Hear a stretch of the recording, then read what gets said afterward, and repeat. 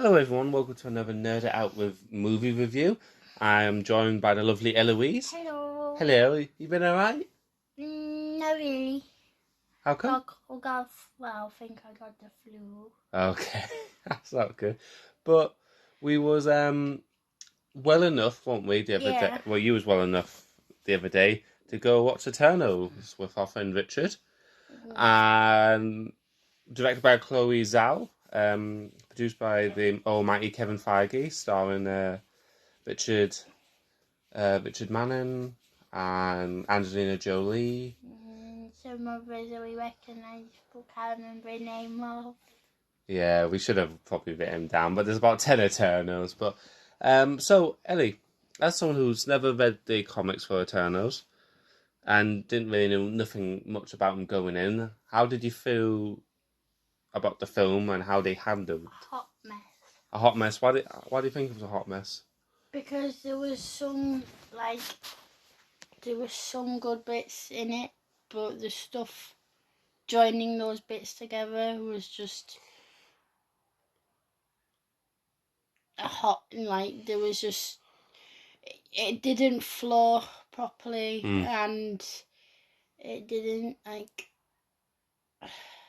and in some bits I was just bored. Do you think the editing was a bit Yeah, poorly? the editing, the writing was a bit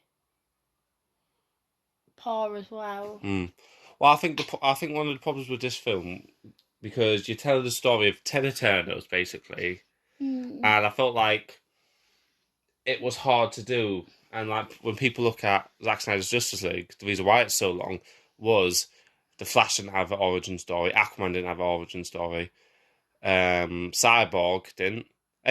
We already had Batman, we already had Superman, Wonder Woman had a film, and they had previous films and TV series, but none of the other three really, to be honest. So that's why the film was so long to introduce these characters, and that was just for 6 people. They had 10 people to handle in this film in 2.5 hours. 10 characters, plus the story, plus side characters. And I felt like this would have done better as like a mini-series, or like what Disney's doing at the minute, but this should have been like maybe the Game of Thrones of like series, big budget, big names and stuff. Or it should have been a longer film, possibly like a 4-hour film. I know that's pushed a bit, but I just feel like if it had that extra hour, and because you have to take into like 10 minutes of end credit scenes and stuff, so it's about 2 hours 20 thereabouts. So if this film was about 3.5 4 hours, I really do think it would have flown a lot. Well, it would have gave us more of the characters, and I think what me, you, and Richard was talking about, our favourite bits, were the bits when you see the Eternals from different points in history, and I think those were the bits I love. Like one of the Eternals, he helps with technology and stuff, and he wants to advance the human race, but they're like, no, we have to do it slowly, and you see him a bit in 1945 in Hiroshima.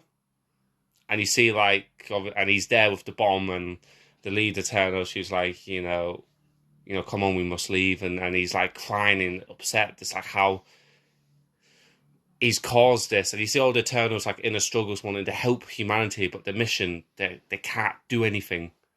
They just have to make sure the Deviants won't interrupt her. Now, but how do you feel about the Deviants? To be honest, like they're supposed to be the main antagonists. They were pointless. Really, honestly, if you didn't have them in, you would have probably had the same effect. Is like there was literally no point. It was like other than to cool action scenes, wasn't it? It was like monster bad. We have to stop the monster, and I'm just like, once they talked a bit more about them in the film, when you discover why do they, you're like, oh, okay, but I still don't care. Yeah, it's just it was just. I'm glad I watched it, but I won't watch it again. Yeah, to be honest, and I respect. Ooh, having a bit of a cough there. I respect Marvel for doing something different, because we always moan about them. You know, they're like an ice cream shop. You know, all they serve is ice cream, but each one's different variety, so it's different to an extent, but it's still ice cream at the end of the day. And I respect them for trying something really different. And it didn't feel like any other Marvel film. It felt like if Disney gave the IP to Eternals to a different film studio. It felt like, like how Sony and Fox did their Marvel films different from, and Netflix, to be fair, did it different from Disney. It felt like Disney didn't make this. I don't know if that was a good thing or a bad thing, but I think I respect them for trying it, and I don't think they should not do these new IPs, because Shang-Chi really worked for us. I mean, that was more the Marvel films we know, but still, new characters still worked for us. Black Widow, her film. I mean, we've seen the character a bit, but obviously introducing her new characters, that was fine. So I want them to keep doing different stuff, but I don't know if the director was the right suit for it. I don't know because I don't know if Eternals was one of those projects where it was hard to do. It was right.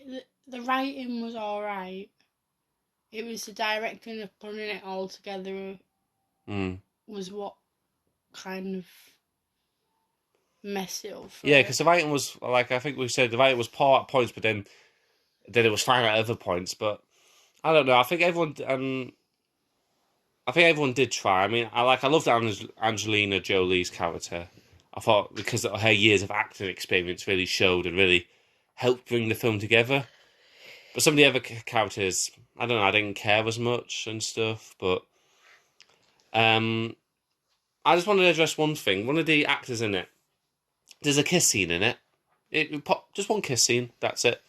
And there's one of the Eternals is deaf. Like, she can't, so she has to communicate using sign language and stuff.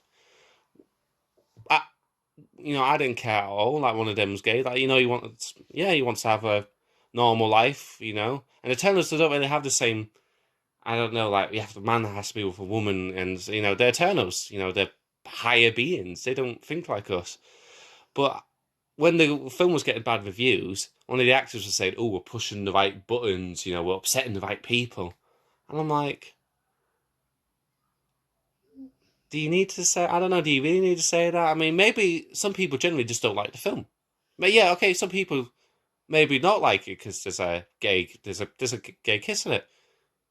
I didn't really care. I thought the character was pretty cool, to be honest. I didn't care whether he's gay or not, But some people bring the fact out of some people say, "Oh, that's why people are not liking it," and I'm like, maybe the film's not that good. I enjoyed it more than you, to be honest. You were like huffing and sighing a little bit, and Rich was, to be fair, bored at times. Yeah, I was literally like, I understand.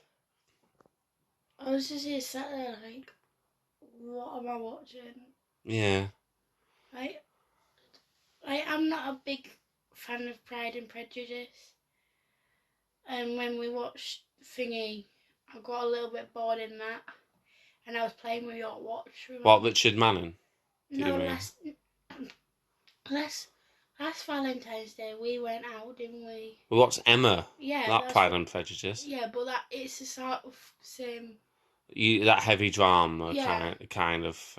And it kind of bored me a little bit. Yeah. And I started playing with your watch, and I kind of wished you had it on yesterday. I would have been annoyed. No, you pay. If I pay $4.99, you're bloody watching the film. I don't care. If it's on Netflix, I give you my watch. I give you shiny marbles if you like, but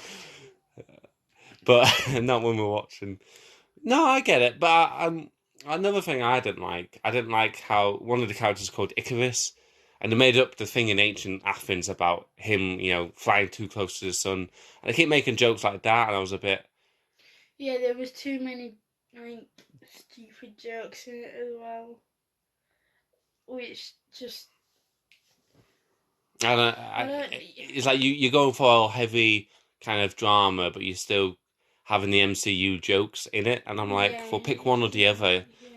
Yeah. It's either pick Avengers style or go for a new IP, but don't mix the two together. Yeah, doesn't work.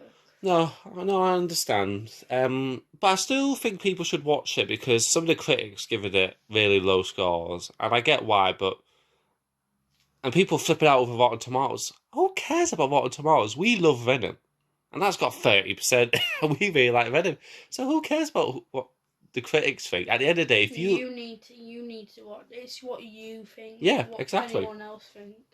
exactly, and if you like Eternals and if the film Yes, really there's worked, poo. Sorry. and if the film really worked for you, then go for it. So. Yeah, I think 6.5 for me. What about you? 5.5. 5.5, 6.5. Please go watch it. Support the cinemas.